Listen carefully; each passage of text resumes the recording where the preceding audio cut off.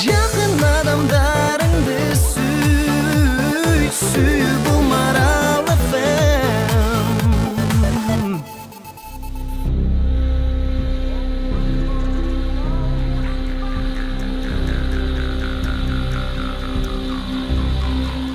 Илимге қаныққан жүрек эч качан соолубайт. Дин таануу, ислам баалуулуктары, пайгамбарлардын осуяттары, аалымдардын насааттары. Мунун баары Дин Сабат программасында. Теолог Нурлан Субанов менен бейшемби күндөрү саат 17-де.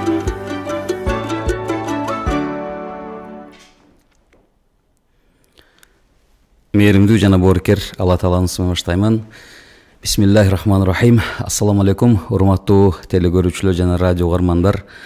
Кутман кечиңиздер менен адаттагы эле бүгүн кайрадан Дин Сабат берүүсү сиздер менен мен Нурлан Субанов жана биздин устаз Бакыт Усманов устаз чогуу сиздер менен биз. Кудай буйрса бир канча убакыт, бир канча көз ирмем сиздер менен чогуу болобуз. Биздин бүгүнкү темабыз кайра эле ошол Кур'ан-ы Каримде Аллах Таала айткандай Бисмиллахир-рахманир-рахим.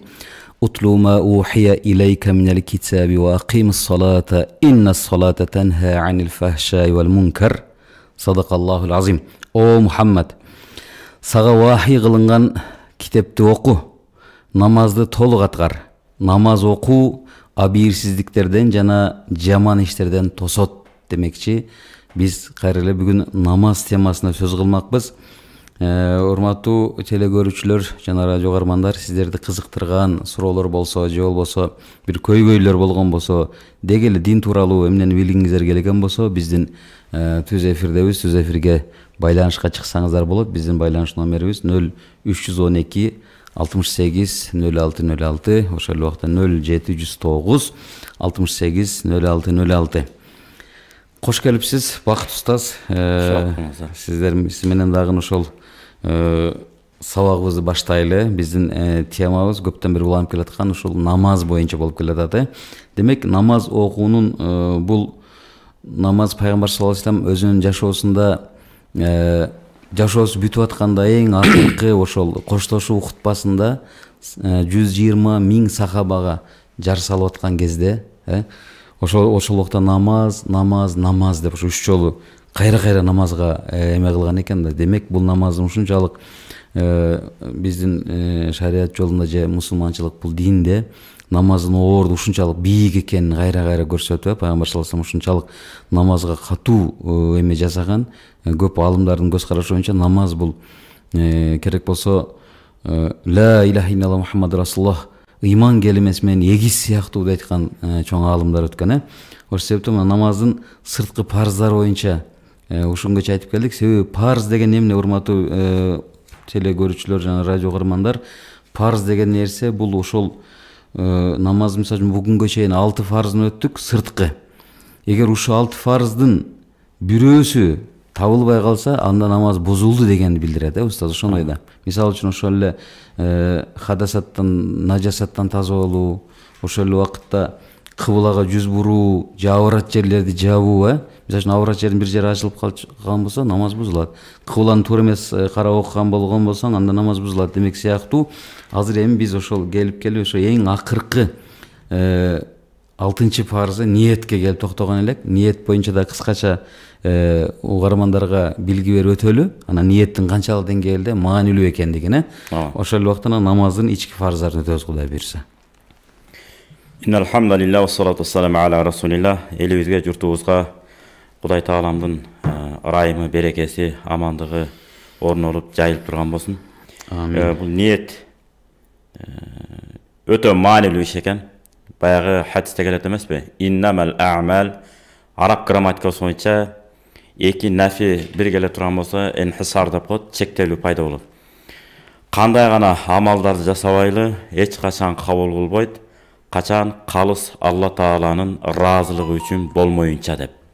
Намаз окуйбузбу, орозо кармайбызбы, эмне кылбайлы, ошону жалгыз Кудай Тааламдын ыраазылыгы үчүн жасай турган болсо, аткара турган болсо, анан кабыл болот деген хадис бар.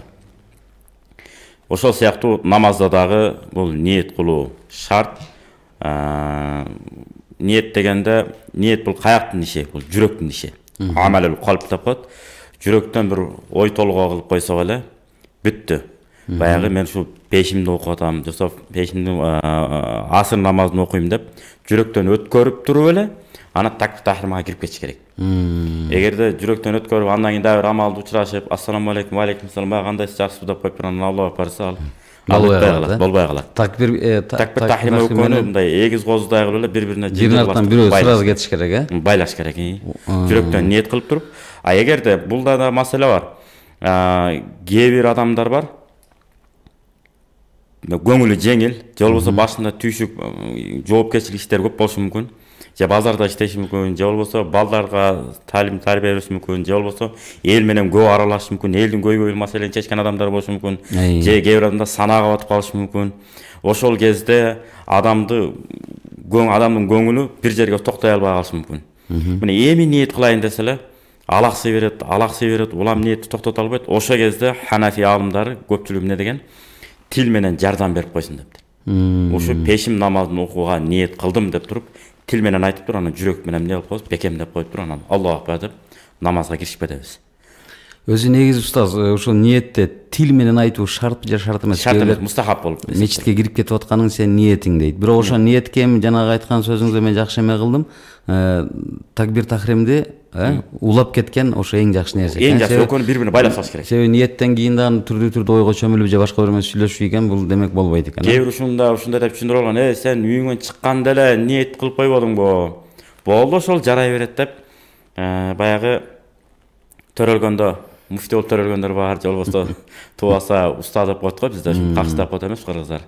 Төрөлгөндө эле сен уста болуп төрөлдүң беле, мындай атайын хадистерин айткан менен жасабайсың. Ансары сахабалардын баары деле качкан. Бар тиги Ибн Масуддан сурагалачы, бар Алиден сурагалачы, бар тиги пайгамбардын өзүнөн сурачы деп. Сахабалар качкан, сахабалар да качып турган жолобой. Фатва берүүдөн. Ошо карабайсызбы? 7 эле сахаба муфти болуп, 7-си Айша энебиз. Калганы баары качкан, жок деп. Керек болсо Ибн Масуд радыйаллаху деле кокус менин сөзүм Азирет Умарга каршы келип кала турган болсо, менин сөзүмдү ыргытып жүргүлө деген. Ооба. Карабайсызбы, эмне деген этияттык жана сый урмат, бүт баары катышкан. Анан ошондуктан ниет дегенде демек намазга кирип келгендеги ниет эсепке алынат, жана ортодон бир нерселер аралашпаш керек. Эми ушу ниет дегенде устаз дагы бир суроо бул жерде. Ошо ниетте мисалы үчүн бир намаздын канча рекетке ниет кылып атканың айтылып же айтылбай эле намаз кете береби? Мисалы үчүн 2 рекет деп ниет кылыш керек же 4 рекет деп мындай. Өзү Мухтасарул Каяда да матында аябы сонун ачык айткан. Ошол фарздын өзүн ниет кылуу шарт, лал адат деп, баягы саны шарт эмес деп. 3 рекет же 4 рекет айтыш шарт эмес. Себеби бул да бизге жеңилдик. Кокус 4 рекет фарз дейм деп атып, 2 рекет деп алышыңыз мүмкүн. Же болбосо сиз сапарда жүрүп 2 рекет деп ниет кылышыңыз керек да. Ооба. Баягы 2 рекет дейм деп алып туруп, сиз 4 рекет деп алышыңыз мүмкүн. Ошондо ана маселе чыгат анан. Ошондуктан сан этибарга алынбайт. Өткөндө бир угарман ушуну суроо берип атты эле да. Ошо сан кандай болот деп. Сан эске алынбайт. Жөн гана пешиндин фарз дейбиз, асырдын фарзы дейбиз, болду. Ошо менен кээде тилден жүрөк эске алынат да. Сиз мына кирип келдиңиз, пешиндин фарзын окуйм деп эле билип келатасыз. Мына саат 1 болуп калыптыр го. Дарат алайын деп, дарат алдыңыз, же болсо даратыңызды жаңыртып алайын деп даратты алдыңыз дагы. Анан мечитке кирип келатып, негедир бир нерсе алаксып кетип туруп, асыр намаз деп сүйлөнүп аласыз кээде ниетте. Бирок жүрөгүңүздө башында эмне деп келет, даярдангансыз, пешин деп даярдангансыз. Ошол дагы эмне болбойт, мурунку асыл ниет кала берет. Анткени сиз тилиңиз менен байкабай баягындай адашуу менен асыр деп алдыңыз. Анан биринчи рекетти окуп атканда эсиңизге келет, кокуй мен асыр деп алып турмун го. Негизи пешим эмес беле деп. Ошондо намазды бузбай эле. Бузуштун кереги жок. Ошол бойдон пешимди окуп кете беребиз. Иннамал а'малу бинният экен да. Эң түпкү ниет эске алынат. Баары. Мисалы муну араб грамматикасында деле бадал галат деп коет. Адашып кетүү бадалы деп коет. Мисалы күрөктү алып келди деп туруп, кызымды алып келчи деш мүмкүн да. Анан күрөктү алып келасыз, жок кызымды деп айтасыз да. Грамматикада деле бар нерсе бул. Ошон үчүн бул адашып кетүү бул адаттагы инсандын бул табиятына төп келген нерсе бул. Алла разы болсун. Демек ушу ниет эң маанилүү болгондуктан бул ниет намаздын сырткы парыздарына калды, эми. Ооба. Анан дагы кошумча маалымат. Жалгыз болсоңуз өзүңүз эле ниет кыла бересиз кадимкидей. Ушул кыбла жака ниет кылдым, Аллаху акбар деп. Эгерде имамга ыктыда кылып калсаңыз, имамга ыктыда кылууну ниет кылыш керек. Демек, кыраатта дагы өзүнүн ордуна келгенде өтөбүз азыр. Ооба. Имам кыраат кылса, биз кыраат кылбайбыз. Демек, ниет кылуу менен имамга имам болду. Бүттү. Имамга тапшырдык да. Эгер имам болгонуңда, сен имамсың, артыңда аялдар туруп калса, анда кандай ниет болот? Ошондо бир өзгөчөлүк бар, Негизи арттагы жамаатка мен ниет кылдым деген көкүрөктөн өткөрүп коюш керек негизи. Жамаат дегенде бул ичине кирип кете берет жалпы. Кирип кете берет. Эгерде аял менен эркек киши бир сапка туруп кала турган болсо, кимисин ниет кылса, ошонун намазы бузулат. Эгерде аял кишилерге имам болууну ниет кылган болсо, анда эркек кишинин намазы бузулат. Эгерде эркек кишиге имам болууну ниет кылса, аял кишинин намазы бузулат. Эми билбестиктен, жаңылыштыктан бир сапка келип туруп ыктыда кылып алышы мүмкүн да. Ошон үчүн биринчи эркектер, андан жаш балдар, андан аялдар саптасын деген эреже бар да бизде. Бирок Меккеде өтпөйт бул тартип. Кабада өтүш керек окшойт, Эми ал жерде мындай. Өткөн барганда көрдүк, бизге бир убактарда аялдардын артына туруп калдык. Кээ бир саптачы. Ошондой болот. Анан бирок аракет кылып атышат багыштар, Алла разы болсун. Мурункуга салыштырмалуу. Кыйын экен, өтө кыйын. Аялдар бир жака сөп, баары өткөрүп киргизип берет. Эркектерди мындай өзүнчө калтырып аракет кылып атышат. Аракет кылат, бирок баары кыйын экен. Ал жерде тим эле укмуш киши көп болгондуктан, Рахмат, Алла разы болсун. Урматтуу телекөрүүчүлөр, радио каармандар, суроолоруңуздар болсо биз кабыл алабыз. 0312 68 06 06. Бизде угарман бар экен, кабыл алып коелу. Алло. Алло. Сиздер менен урматтуу Бакыт мырза жана Нурлан мырза. Сиздердин бүгүнкү эми Акалпак майрамыңыздар менен жана ошондой эле баардык майрамыңыздардын куттуктан келип жаткан жума майрамыңыз байыркы болсун. Сиздерге мен эки суроо менен кайрылайын дедим. Анткени билбегенди сураган жакшы болот.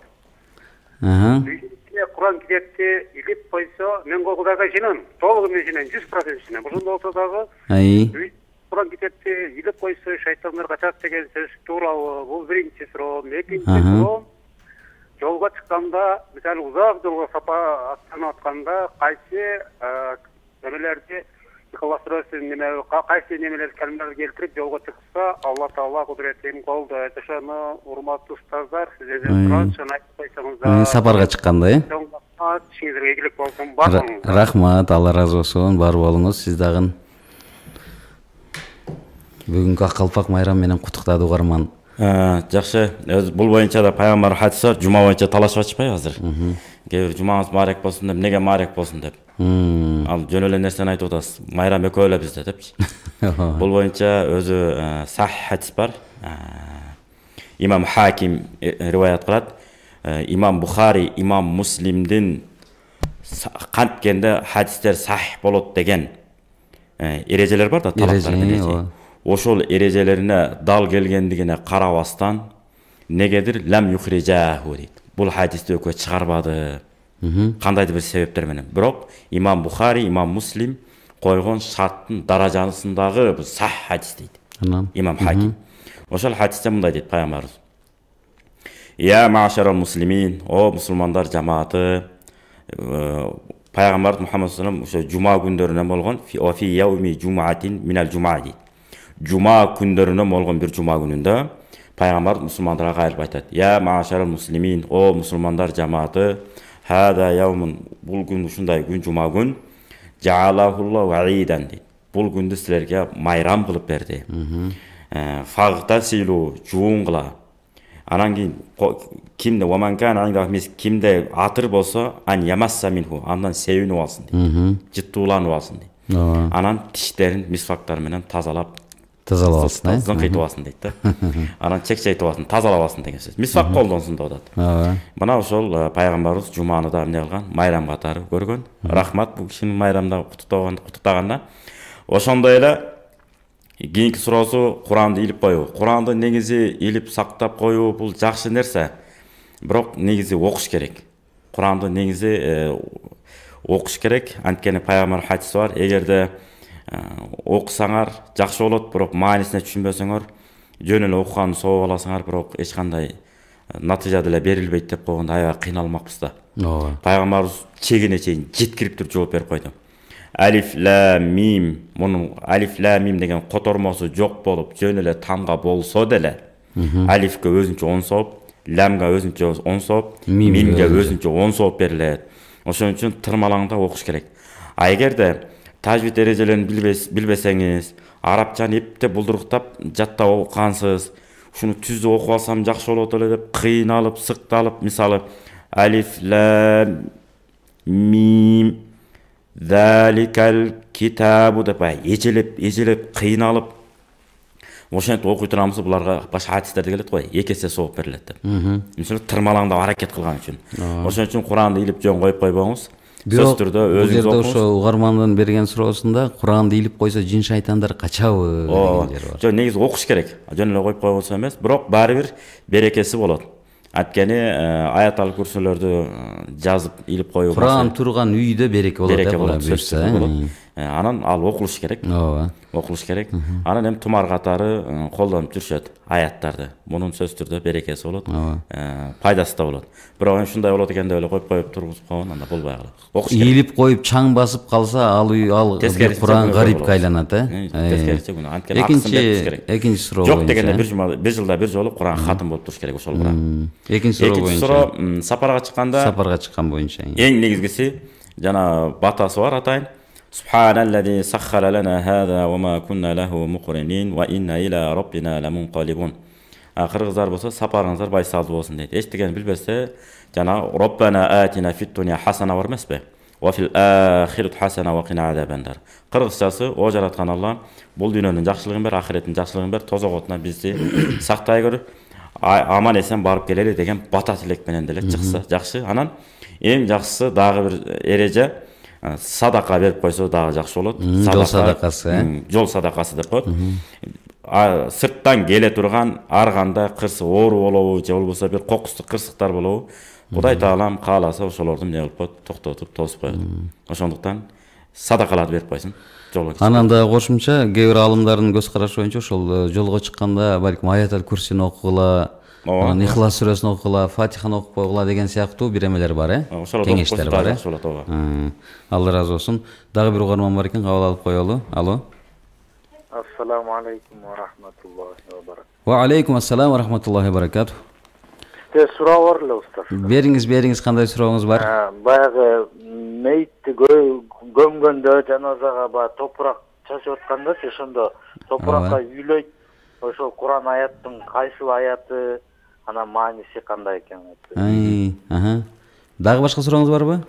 Болду ошол. Алла разы болсун. Ошол көп жерлерде ошол топуракка коюп аткан кезде ошол үйлөгөндөрдү көрүп калам да мен чымда. Кээде ошол азыр сен эмнени айттың десем, эчтеке айткан жокмун, эмнени айтыш керек, жөн үйлөп койдум дегендер да болгон да. Атай сурап да көргөн элем, ушул жөнүндө айтып берсеңиз. Бул Ханафи Му'тамад таянылган Ханафи мазхабы боюнча, Имам Азам мазхабы боюнча белгилүү китептердин бири Роттул Мухтар деген китеп бар. Ошол китепте сөөктү узатуу, майтты жерге берүү, өтүп кеткен адамды жерге узатуу, жерге коюу боюнча бөлүгүндө келет. Жерге койгондон кийин 3 жолу топурак салуу да жакшы деп. Ошол топуракты салып атканда минха халакнакум ва фиха нуидукум ва минха нухриджукум таратан ухра. Ушул топурактан биз жаралдык. Ушул топуракка эртели кеч киребиз. Жана кыямат күнү ушул топурактан кайра тирилип чыгабыз деген бата бул. Аят бул өзү Куранда. Аят. Ушуну айтып, анан көмүү бул эмне дейт? Мустахаб. Анан үйлөө бул жок. Кээ бири митип айткандар болгон да. Ошону үйлөп аткандай көрүнүп калат. Мен да эртеңки күнү ушу топуракка көмүлөм деген мааниде топуракты карап айткан мурункулар. Анан бизгилер караш керек турбайбы деп эчтекени айтпай эле карагандар болгон. Анан митип сүйлөнүп десе, сүйлөнүп атса, бул үйлөп аткан турбайбы? Анан беркилер оозун кыбыр аткандар болгон. Бул кийинки көргөн муундар бул кыбыр аткан жок, бул үйлөп атат деп туруп, алар үйлөгөн. Анан үйлөгөндө митип жакын кылып үйлөсө, кийинки көргөндөр эмне алды? Өйүп атат деп өпкөндөр да болгон. Бүгүнкү күндө өпкөндөр да бар. Ошон үчүн саласа хасаят дейт. Саласа хасаят ошол 3 жолу топуракты салуу. Пайгамбар Мухаммад алейхиссалам Ибрахим аттуу уулдары өткөн кезде дагы топуракты салып анан үстүнө суу дагы чачкан дейт. Ошон үчүн көрүстөн коюп бүткөндөн сууну да чачкан. Бул жанагы аяттын дуанын кыргызчасын кайра кайталап койсоңуз. Минха халакнакум. Ушул топурактан биз жаралдык. Ва фиха нуидукум. Ушул топуракка эртелгеч кайра киребиз. Ва минха нухриджукум таратан ухра. Кыямат күнү ушул топурактан кайра тирилип чыгабыз деген маани. Демек бул жеңил болуш үчүн ошо биз топурактан жаралдык, кайра топуракка кайтуучубуз деген сыяктуу. Инна лиллахи ва инна илейхи раджиун деген сыяктуу эле. Биз Аллахтан жаралдык, кайра Аллахка кайтуучубуз деген сыяктуу эле. Ошондой дуаларды айтса болот. Ал жерде мындай урматтуу угармандар туура түшүнүш керек. Эч кандай топуракка үйлөө деген нерсе жок негизги элечи. Мен ошол бир-эки жолу сураганда ошондой эчтеке айтышты билбейм, жөн үйлөп коем деген жоопторду укканмын да. Бизде дагы бир радио угарман бар экен, чалып атат. Кабыл алып койсок.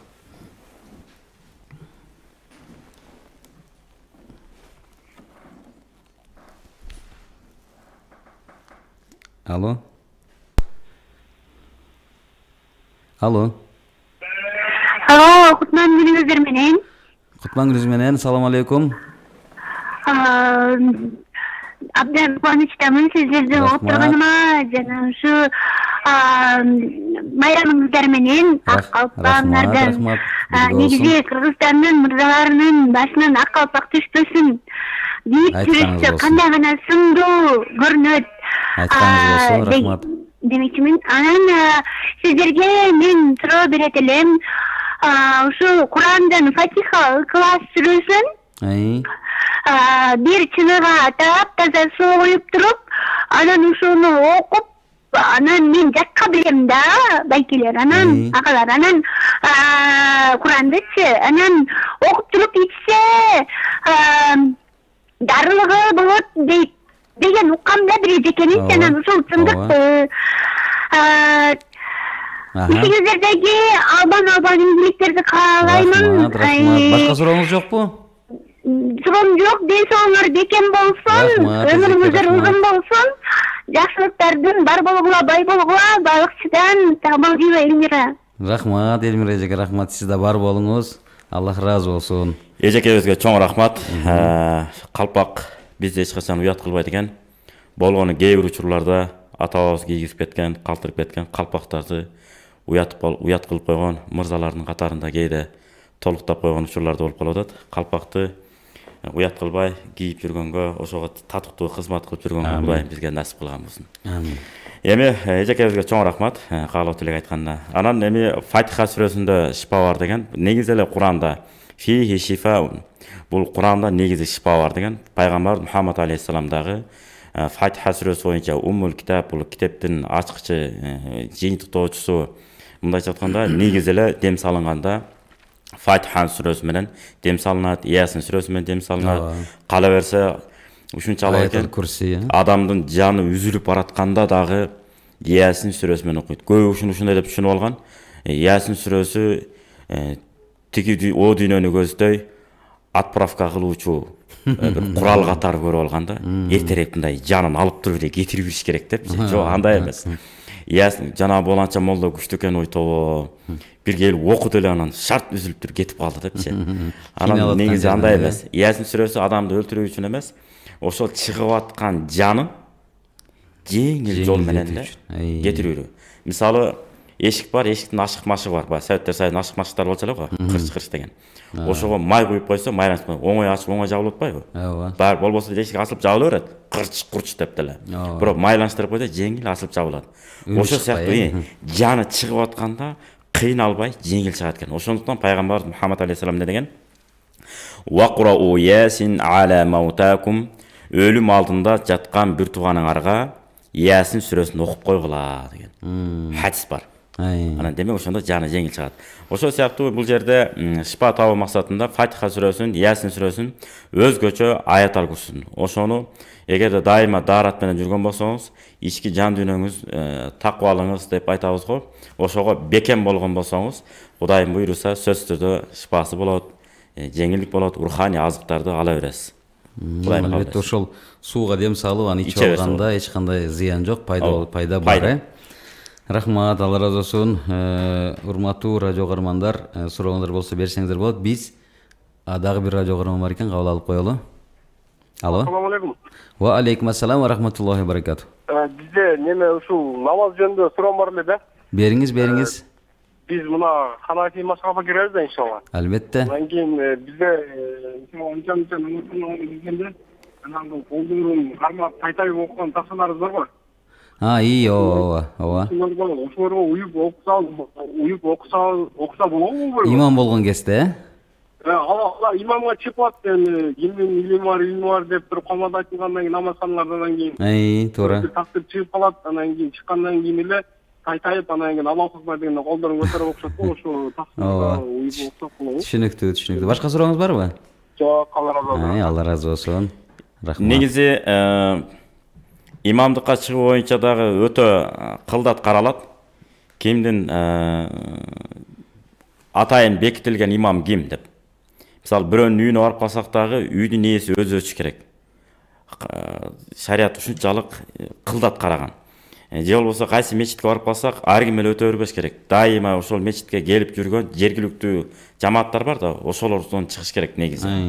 Анан эгерде имам болбой калды, Куранды кырааты менен тажвид менен окуган эч ким жок болсо, ачык эле айтылыш керек. Куранды кимиңиздер тажвид менен окуйсуздар деп. Ачык эле. Анан эгерде жок боло турган болсо, ал кишилер өтө берсе деле эч нерсе болбойт. Болгону бутун жууган болсо. Бул жерде ошо көбүнчө бул жерде бул угарманыбыздын дагы бул жерде айтып аткан негизги максаты ошол болуп атат. Мен да ушул жерден көп эме кылам. Ошол мен күмөнсүрөпчү. Бирок биз дайыма хуснузон бүт нерсени жакшы жакка оодарганга аракет кылабыз. Өмүр бою байпакка мастап жүрө бербейт да. Негизи турганда бутун жууйт баары бир. Дарат алганда адатта бутту жууп анан кийет да. Ошон үчүн бул бутун жууп анан кийген болуш керек деген жакшы күмөн менен эмне кылабыз? Ниет кылып намазды окуй беребиз. Бирок ошентсе деле эгерде жакшы тааныш билиштер болгон болсо, кээ бир мечиттерде ачык эле айтат. Анан кээ бир ушунчалык жалканып да калыптыр. Ачык эле айтат экен, мен бутумду жууп келгем, коркпой эле уй бериңиздер депчи. Ошентип айтып койсо дагы жакшы. Баягында бир элди күмөн санатпайт. Баягында бир мага сабакка келген бир жаш жигит, мында горячий бала да. Ушинтип барып ыктыда кылып алыптырмын дейт. Толтур адам ыктыда кылып турган эле дейт. Бүткөндөн кийин сурадым дейт да. Бутуңузду жууган белеңиз деп эле сурадым дейт да.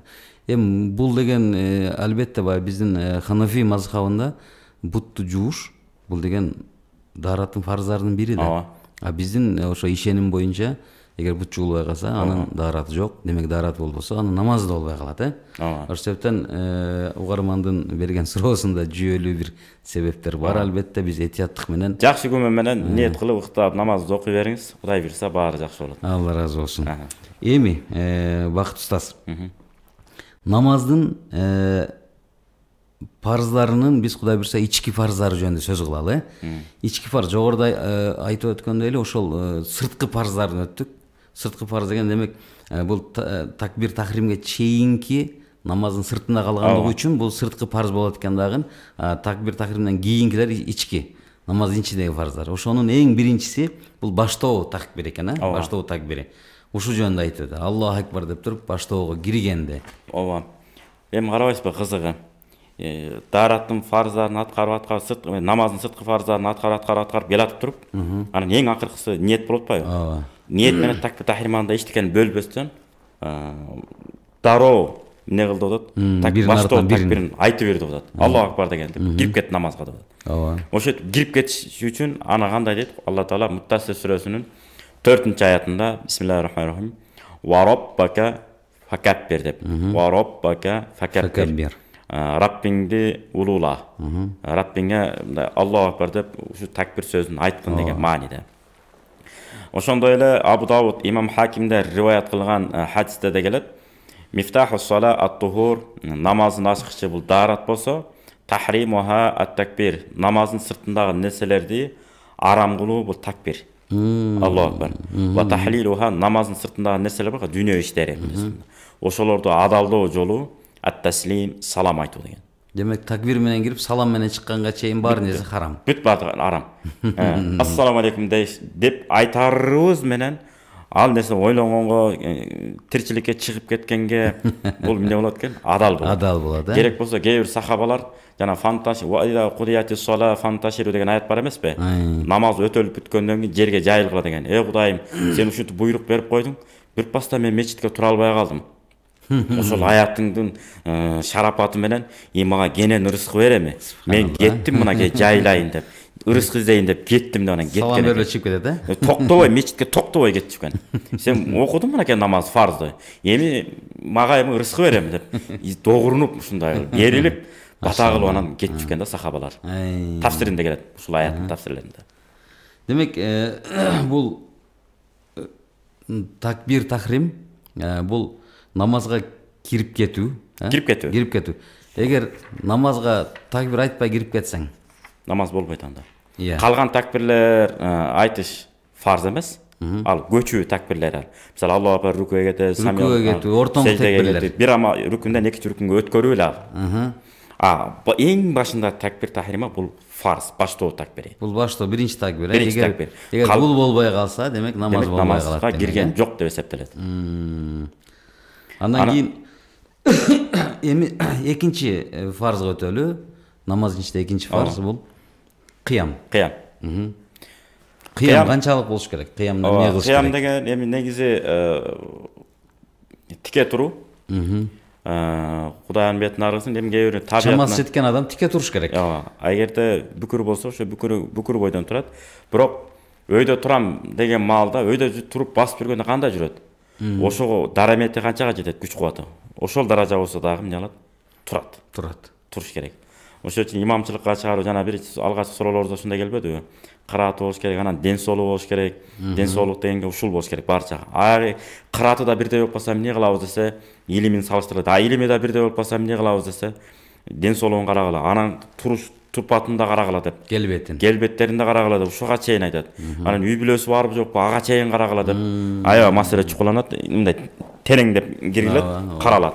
Себеби дегенде үй бүлөсүндө тынч адам, демек элге да тынч имамчылыгын өткөрөт экен. Үй бүлөсүндө тынчтык, үй бүлөсү жок болсо алар дагы кыйын болот экен да. Ошон үчүн фатва сураганда дагы ачуусу келип турган адамдан фатва суралбайт. Себеби ачуусу көтөрүлүп кетип, ачуу көтөрүлгөндөн кийин адамдын акылы учуп кетет экен дагы. Өз эмне деп алганын өзү да билбей калышы мүмкүн экен. Ошон үчүн ачуусу келип, каары келип турган адамдан шарият маселеси эмне кылат, суралбайт деген. Деги эле өкүм деле суралбайт. Кандай кеңеш берет, кеңеш да суралбайт. Качан ачуусу басылып, өзүнө келип, жайлап калгандан кийин анан суралат. Демек бул кыям, ошо кыямга күчү жетпеген адамдардын эмеси кандай болот? Абалы. Негизи бул боюнча бул боюнча Алла Таала Бакара сүрөсүнүн 238-аятта айтпайбы? Бисмиллахир. Ва куму лиллахи канитин, муну хашиин ва таиин. Бая жалынып, жалбарып, моюн сунуп тургула деген аят өзү. Муну тике тургула, тике туруш керек. Анткени Имам Бухари, Имам Тирмизилер риваят кылган сах хадис бар. Бул хадисте пайгамбар Мухаммад саллаллаху алейхи ва саллям "Салли каиман", туруп оку.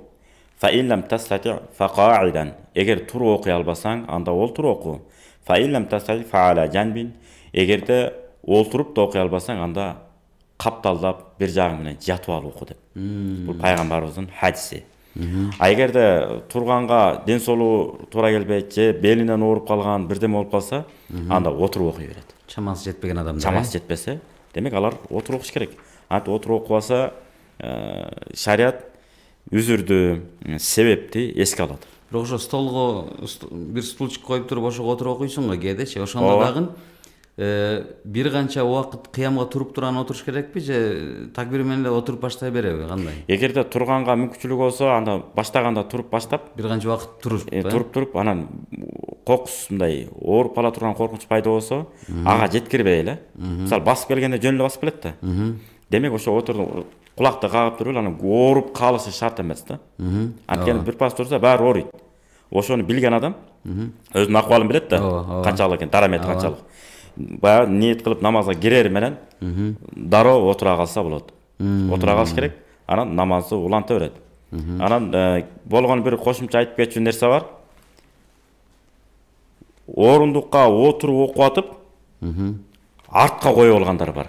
Орундукту. Артка? Арт жакка. Саптын арт жагына. Катарына койбойт. арт жагына коюп алат да, арттагы адам үркү кылып намазын окуйм дегенде тозула берет, маңдайы тийип калат, ал артка жылат, арттагы кишини дагы артка жылдырат. Ушул көйгөйлүү маселе болот экен да, түйшүк болот экен. Ошондуктан биринчи сапта адамдар кандай турган болсо, угарман бар экен, орундугундагы так ошолордун катарына коюп алам окуганы жакшы. Алло. Алыстап кетти окшойт, айта бериңиз. Анан демек биринчи сапта оң жакка карап түзөлүп атпайбызбы? Кыямга турганда түзөлүп турабыз дагы, орундукту дагы ошол буттун согончокторуна турлайбыз негизи. Көбү учуна турула болот. Ооба. Өзү шарият боюнча, эреже боюнча согончокко туруланат. Бирөөнүн буту 35 болушу мүмкүн, бирөөнүн буту 40 болушу мүмкүн, бирөөнүн буту. Ошон туура эмес болуп калбайбы? 45. Жок, согончокко түзүлөт. Согончокко түзүлөт, аз учуна эмес. Радио карманды кабыл алып коелу. Алло. Алло. Алло, ассаламу алейкум. Ва алейкум ассалам рахматуллахи ва баракатух. Алло, сизди угатабыз. Өзүңүздү тааныштырып, сурооңузду бериңиз. Сиздерден Алла разы болсун. Жакшы жоопторду берип атасыздар. Менин жүрөгүм өйүп жүргөн бир суроо бар да. Кыргызстанда Кудайга шүгүр, дин аябай жакшы, алгылыктуу кетип атат. Алхамдулилла. Анан ушул бир маселе бар да, жамаат деп коет, мисалы билбейм, даватчылар жамааты, адеп башаты жамааты, дагы кандай жамаат деп анан баары динге кызмат кылып атпайбы? Анан булар бири-бири менен бир биримдикте ынтымакта болсо, кээ бирлер айтат экен, бул жамаат ташып кетти, болбойт го депчи. Ушуну бир жакшы бир ашыктап берсеңер. Алла разы болсун сиздерден. Алла разы болсун. Башка сурооңуз жокпу? Мейли, рахмат, Алла разы болсун сурооңузга. Жакшы суроо берди. Негизи жөнөкөй эле мисал менен түшүндүрөлү, андан кийин жогору көздөйдө кетебиз. Мисалы бир университет болсо, университет болуш үчүн математик керек, физик керек, кыргыз тилчи керек, дене тарбиячысы керек, ар кандай тараптан ошолордун мугалим, ошол кесиптердин негизинде университет болот. Ошол сыяктуу, же болбосо мамлекетти эске алалы. Мал чарба бар, дыйкан чарбалык бар, анан илим бар, өнөр бар, кесип бар, жана чар тарабы бар. Ошонун негизинде анан мамлекетибиз мамлекет болуп түптөлүп турат. Анан чек ара коргоочулар бар, элдин укуктарын коргоочулар бар, МВД, СМВ деп кетип атпайбы нарыбыздай. Ошол сыяктуу бул жерде жамаат болуу бөлүнүү эмес, бу жерде орусча айтканда отряд деп коет го, жоокерлер. Ошол дин кызматкеринин жоокерлери эле, мындайча айтканда. Бардыгынын караганы кыбыласы бирөө эле. Карманган китеби бир эле Куран. Мазхабы Ханафи. Пайгамбар бир. Эгерде кыбылабыз бир болсо, жараткан Алла Тааланын өзүнө сыйынса, пайгамбар Мухаммад алейхиссаламды пайгамбар деп билсе, анан эң негизгиси, эң жыйынтыктаганда этектегенде Ханафи мазхабына бекем болуп, анан ата-бабабыздан келаткан салттуу менталитет, жүрүм-турум, салтыбызды дагы, үрп-адатыбызды дагы бирдей кармап алсак эле, Кудай буйрса эч кандай биз бөлүнбөйбүз, жарылбайбыз, баары жыйынтыгында туура болуп эсептелет. Анткени салт деген билесиздер, эми жалпылай тиешел, үрп-адат деген аймак-аймакка жараша кете берет. Дагы бир радио карман бар экен, кабыл алып коелу. Алло. Ассаламу алейкум. Ва алейкум ассалам рахматуллахи ва баракатух. Отуруш берекелүү болсун.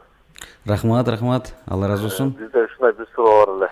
Бериңиз. Бир жолу бир базардан бирөөдөн бир буюм алдык эле да. Анан алып атканда ошол бир башка аял отурган, ошол баасын 150 деп берген да. Кийинкисине барып дагы алайын деп барсак 300 деди. Анан мурдагы өзүнүн баасы канча эле десек, ошол эле товар да. Канча десек 300 сом деди. Анан мурда ушул жерден бир жерден 150ден алганбыз десек, адашып берип койсо керек деди да. Мен дагы ортодо баягы эми кызат болуп калдым. Арзан алып алып, биринчи саткан адам эме болуп калды, ошондо 150 сом меники арама кирип калабы, ошо кандай болуп калат ошол. Кимиси билбейм да ошол бааны эме кылганды. Ооба. Ал билбесе керек, бааны туура эмес айтып койсо керек, өзү 300дөн деп эме кылды да ошол. Анан экинчи суроо эме боюнча. Бериңиз. Ачылык иштери быйыл болбой кала турган болсо, мисалы жана оору эмеге жарашачы, кандай коронавирус боюнча, учурлар карызга катталды эле ушундай бир. Айтып берсеңиз. Баалы рахмат, Алла разы болсун. Жакшы маанилүү суроолор берди. Мисалы, bir buyum жана түшүнүктөр болуп атпайбы? Адатта алар 250 сомдон алып 300 сомдон сатышы мүмкүн. Анан билбестиктен 150 сом сатып алган болсо, ошол акчаны сиз кайтарып берип койгонуңуз жакшы. Эмнеге дегенде, ал билбестиктен сатып алды да. Агерде негизги ээси саткан болсо, балким бул сапат жагынан айырма болуп калышы мүмкүн. Аны да тактап көрүңүз. Эгерде жок, сапаты деле ошол, азыркы деле товар менен мурунку товар экөө коёндой окшош болсо, бер эле сапаттагы. Демек анда арткан акчасын сиз апарып берип койгонуңуз жакшы, анын акысын сиз жеп алган болосуз. Ошон үчүн апарып берип коюңуз. Эгерде таппай калсаңыз, таптаган мүмкүн эмес. Бирок азыр айтып атасыз, барсам башка аял отуруптур деп. Демек сизге жеңилдик, апарып ээсине кайтарып берип койгонуңуз жакшы. Аны эгер кокус таба албай кала турган болсок, ошол алданып калган кишинин атынан садака кылып жиберишибиз керек. Кайрымдуулук кылып, же хадия белек кылып, кимдир бирөөлөргө тартуу катары берип коебуз, бирок бир шарт менен. Кокус ээси таап келип кала турган болсо, кайра ээсине кайтарып бергенге даяр болушубуз керек. Ошон үчүн айтат да, жоголуп жаткан нерсеге тийбе, алба дейт. Алгандан кийин эч жерге таштаба дейт. Ээсин таап бересиң деген сөз бар, эреже бар. Ушундай болуп калат. Анан кийинки суроо. Дагы бир угарманды кабыл алып коелучу, анан кийинки суроого өтөбүз. Алло. Алло. Жок экен. Экинчи суроосу коронавирус боюнча, ажылык боюнча. Пайгамбар Мухаммад алейхиссаламдын доорунда деле айтылган, пайгамбарыбыз эмне деп айткан? Кайсы бир жерди жугуштуу оору каптап калган болсо, ал жердин адамдары сыртка чыкпасын, сырттагылар эч жака кирбесин деген. Эч жака кирбесин. Демек ал жер аралашпасын деп. Демек бу жерде ичтенап баягы сактануу, баягы алдырарды, жаздырар деп тагдыр маселесин кыргыздар үчүн тергеп коет экен, түшүндүрүп коет экен. Анан эми сактансаң сактайм дейт. Бул пайгамбардан кийинки доорлордо Умар радиаллаху анху бир ушундай бир оору катталган, айыл каптап келишет. Ошол жерге киребизби, кирбейбиз дегенде Азирет Умар жок кирбей кое турбайлы дейт. Ошол пикир жагат. Бирок анын арасынан бирөөсү жулунуп чыгат. Кимдин маңдайыбызга оору жугат десе, жугат, жукпайсы жукпайт, кире бербейли дегенде, Алланын тагдырынан Алланын тагдырына качып атабыз. Эмне болуп атасың деп ошол Азирет Умар радио катман бар экен, кабыл алып коелу. Жообун берген. Алло. Алло. Алло. Биз сизди угатабыз. Ассаламу алейкум. Ва алейкум ассалам ва рахматуллахи ва баракатух. Кутмандуу кечиңер менен. Рахмат, бирге болсун. Мен сиздерге бир суроо берейин дедим эле. Бериңиз, биз угатабыз. Менин жашым 63-кө карап калды да. Машалла. Анан мен эми намаз окусам деп ниет кылып аттым эле. Кудай кут кылсын. Анан баштаганда мен өз алдымча кандай кылып баштасам болот? Мынау мисал үчүн багымдат намазын толук эле билем да. Анан ошону аягына келгенде жанагы аятал курсини окугандан кийинки немелердин баарын дуаларын билбейм да, кандай дуа кылыш керек. Түшүнүктүү. Сиз кайда турасыңар? Бишкекте турасыңарбы? Бишкекте эле Ак өргөдө турам. Жакшы. Анан ушул боюнча бир кеңеш берип койсоңор деп атам да, өз алдымча окуй берсем болобу үйдөн? Ушул боюнча сурайын дедим мен, рахмат. Болду, Алла разы болсун. Алла кабыл кылсын, рахмат. Ошончо кыскача айма кылып коюңуз. Негизи Кудайым кабыл этсин. Карыл жашып өсүн, мээнетти карылта өсүн дөөлөтү дейт го. Өзгөчө улгайып калган кезде дагы иман менен, ибадат менен алектенип калбасак, эртеңки күнү балдарыбыз көкүрөгү дүйнөгө толуп калса, же жалаң эле тиричиликке толуп кала турган болсо, кээ бир ата-энелерибиз карыялар үйүнө кантип түртүлүп барган өздөрү да сезбей калып атат. Кээ бир ата-энелер алдын ала сезип, балдарынан өзүнүн келечегин көрбөй калып атат. Демек, бул бала мансапка өтө берилип кетти. Бул балам дүйнөгө берилип кетти. Бул бала чакасынын немесинен чыга албайт, деңгээли төмөн. Кой, эртерээк акыл эсим баарында карыялар үйүнө барып өзүм эле барып катталып алайын деп катталып, кадимкидей. Мени тиги дүйнөгө узаганда жаназа окутуп көмдүрүп койсоңор болду деп каттала баштаган, кам көрүп аткан аталар да пайда боло баштады азыр. Энелер. Эми азыр андай эмес, бул атабыз Алла разы болсун. Кудайым разы болсун. Эртерээк иман жолуна чыгып атыптыр. Негизи тилде эмес, дитте.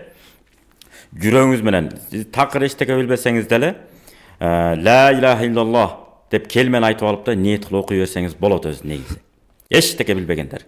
ага салыштырмалуу сиз багымдатты билет экенсиз. Демек ниет эле айырма. Бул угармандын берген эмес, ушул аятул курсунан кийинки жана дуалар эмелерге ошол жерде кыйналып калат. Алар дуаларды кыргызча эле айта берет. Мисалы эң оңою субханалла 33 жолу айтасыз, альхамдулиллахны 33 жолу айтасыз, Аллаху 33 жолу айтасыз.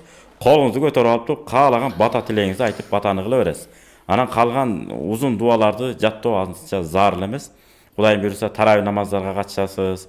Анан убактылуу 5 анан кийин бара-бара 5 малга кирип кетсеңиз, өзүнөн өзү эле көкүрөгүңүзгө сиңип жайгашып калат буйруса. Ошол Агоргодо турат экен, балким мечитке барып мечиттен үйрөнсө болот. Агоргодо биздин дагы бир угарман бар экен, кабыл алып коелу. Мырзалар бар үйрөнсөңүз болот. Алло. Алло. Ассаламу алейкум. Ва алейкум ассалам рахматуллахи ва баракату. Мен Бишкектен чалып атам. Биз сизди угуп атабыз, бериңиз сурооңузду. Аврат деген нарса бар. Аврат. Бар. Шаардагы баняларда. Аябай авратсыз баня учат. Ата, бала бардыгы да. Ооба. Şu doğrusta bir sizden soranç. Bir bardıq baniyada ile şahardagi çoğun baniyalarga şu narsani aytib koysangiz so'ranishda ata bola tushadi, eşteki avrat jopilib boshladi. Ооба, to'g'ri aytasiz. Ko'z zinasi, boshqasi bardigi barda. Shuni bir yordam berib, elga tushuntirib aytib koysangiz. To'g'ri aytasiz. Allah razı olsun. Başka soru yok mu? Жоқ, рахмат, Алла разы болсын. Рахмат, Алла. Бул кишинин суроосу түшүнүктүү. Мындай болот. Жалпы баня деп коет, общий баня деп айтабыз. Жалпы мончо. Көпчүлүк түшкөн мончолордо Пайгамбар Мухаммад алейхиссаламдын хадиси бар, имам Муслим риваят кылган. Ла танзурул мар'ату иля авратил мар'ати ва ла янзурur rajulu иля авратир rajuli. Аял аялдын, эркек эркектин уяттуу жерин карабасын деген. Аял аялга деле аврат уяттуу жер, тизе авратка уяттуу жерге кирет да, киндик кирбейт. Тизе менен киндиктин ортосуна карабаш керек, аял аялга. Киндиктен өйдө жагын карай берет, аял кишине. Эркек кишиники да ушундай. Тизе менен киндиктин ортосу уяттуу жер эсептелет да, калган жак уяттуу жер эсептелбейт. Эми бул аксакалдын берген суроосу туура. Ата бала болуп алып, жалпы коомчулук менен эмне болот, жылаңач кирген мончолор бар. Ошол мончолор ошентип кире турган болсо, шахада деген китептер бар, Ханафи фик китепте дегеле, шариат китептеринде. Анан шахада деп коет, көйлүккө кимдер жарайт, кимдер жарабайт деген маселе каралат ошол жерде. Мисалы нике кыйганда эки күбө чыгара кал дейбиз го. Же болбосо бирөө менен бирөө аразашып кетсе, эки кишини күбө алып кел. Биз 3 кишини алып кел. Бирөө ойноштук кылып койсо 4 күбөнү алып кел дейбиз го. Ошо көрүптүрбү, көрбөптүрбү деп. Ошондой көйлүккө өткөнгө даражалары жетпей калат, даражасы түшүп калат деген. Көйлүккө өтпөсүн деген. Булар демек өздөрүн көйлүк катары өтө турган бир таза бир мусулман адам катары эсептей алат. Анан бирок өткөн ишке салават деп коет. Буга чейин кимдер түшүп жүргөн болсо, тобо кылыш керек дагы. Экинчи барбай, мындан кийин азыр эми Кудайга шүгүр. Сергүү деген баня чыкты, Green City деген чыкты, жана башканын түрүндөгүлөр тизе менен киндиктин ортосун жаба турган кездемелерди жана кыска шымдарды берип атпайбы? Ошо кыска шымдарды кийип алып тизени жапкан. Бирок эми бул агабыздын берген эмеси бизди ошондой жерлерге барып бир аз эме кылгыла дейт, айтып түшүндүрүштерин. Биз көп эле жерлерге айттык, бирок коомчулукка жакшы бир түшүндүрүштерин жүргүзүш керек экен негизичи. Кээ бир баняларга атасы баласын ээрчитип барат, туура эле. Ошондо общий баняга барып алып, жалпы мончого. Сый урматка да ошол нерсени түшүндүрүштерин жүргүзүш керек экен да негизичи. Бизге жеткен берилген убакыт аягына келмек тургай ашып кетип атыптыр. Ошого убактыбыз бир аз кыска болуп калганына байланыштуу биз бүгүнкү берүүбүздү токтотууга убакыт келип жетти. Анан жана дагы бир угарман айткан сыяктуу ошол кээ бир жамаатташуу деген эмедечи, ошо акыркы убактарда бир улуу аалымдын бир чыгармалары чыгып аткан бир эмени окуп калдым. Сынык кумара дегенчи, сынган кумара деген. Ошол жерде бул Саид Нурси, Падиюз Заман Саид Нурсинин чыгармаларынан мисал келтирип айткан, бул жашоодогу биздин мусулмандардын көйгөйлөрүнө берилүүчү дарылар депчи. Ошол жердеги үмүтсүздүк, ошол эле убакта текеберчилик, менменсинүү келип туруп ошол билим жактан, илим жактан түркөйлүк, сабатсыздык, анан көкүрөктүн анан маддий маанавий жактан биздин кембагалчылыгыбыз, кедейлигибиз келип туруп ошол жамаатташууга алып келет экен да. Дагы кошумча кыска айта кетели. Сайт Нурси өтө мыкты сөздөрдү айткан булар. Чи чуулардан тазадым деген да. Теңирчи анан беңирчи тиги деп атпайбы? Мен теңирчилер го бактар була кайра эле кайтып келип, никесин кыйдырып атат азыр. Биз ошондо молдолорду. Атасы өлүп калса жаназасын окутуп атат, мисалда. Анан эң негизгиси ушулардан биз тазадык деген да. Андан көрөк эң негизгиси жараткандын өзүнө жалгыз сыйынып атабы? Кудайды Кудай деп билип атабы? Кыбланы карап намаз окуп атабы? Ушундай бөлүнүүгө эч качан барбай элечи деп өтө. Ихтилаф уммати рахма деген го пайгамбарыбыз. Эми кээ бир жерлерде балким бир ырайымдуулук бир эме болуп атат негизичи, андай. Талаштан тактык жаралат да, бирок биздикилер чындыгында эле баягы Сайыт Нурсин айткан бир жакшы сөз бар экен да, ушул жерде айткым келген нерсе, сенин дейт ошо өзүңдүн жамаатыңды сүйүшүң башка бир жамаатка душман болууга жол бербеш керек дейт да. Сонун сөз айтыптыр да. Албетте мен мисалы үчүн бир жолду тандаган болсам, демек ошол жол мага жаккан үчүн тандап атам. Демек мен ошол жолду тандап сүйгөндүгүм башка бир жамаатты душман көрүүгө жол бербеш керек экен. Ошого мына карабайсызбы? Айтып атпайбы? Ат койгону, мисалы, Жамаат Таблих. Жамаат Таблихтин лидери айткан сонун сөзү бар. Мен бул жамаатка эгер ат коё турам болсо, мен ыйман жамааты, ыйман мээнети деп коёт элем деп. Болбосо таблихчи ат койгон эмес аны. Сырттан бирөө коёт экен да. Жана туура сурабайбы, адеп башат деп деле өздөрүнө ат койгон жок. Болгону жана уставты алыш үчүн. Бир фондко бир ат коюлду. Ал эми бир керек экен да бетине. Мазгап сыяктуу болуп кетип атат. Ошондой эле коюп койду экен. Мисалы, лицейди, гимназия, муну гимназиячы, лицейди, лицейчи деген туура эмес да. Шу мектепти бүтүп болду, ат эле устав алыш үчүн эле. Болбосо Ханафи мазхабы менен секей жылып кете беришибиз керек. Алла разы болсун. Бакыт устаз, алтында убактыңызды бөлүп келип бергениңизге сизге терең таазим этебиз. Урматтуу телекөрүүчүлөр, радио угармандар, Кудай буйрса бул дин сабат берүүбүз ар бейшемби күнү саат ушул 5те түз эфирге обого чыкмакчы. Кудай буйрса кийинки кезигүүдө жолугушканга чейин сак саламатта болуңуздар. Ар дайым Кудай Таала үй бүлөңүздөргө, уул кыздарыңыздарга, мамлекетибизге ошол кененчилик, бекем ден соолук, бекем ыйман берген болсун. Кудай Тааладан жакшы нерселерди дуа кылалы, жакшы нерселерди үмүт кылалы. Кыргызстаныбыз келечекте ушул өнүгүп өскөн эң алдыңкы мамлекеттердин катарына кошулуусун. Ошол эле убакта могу дүйнөбүздүн басып келаткан ушул балекет оорудан бизди Кудай Таала сактаган болсун.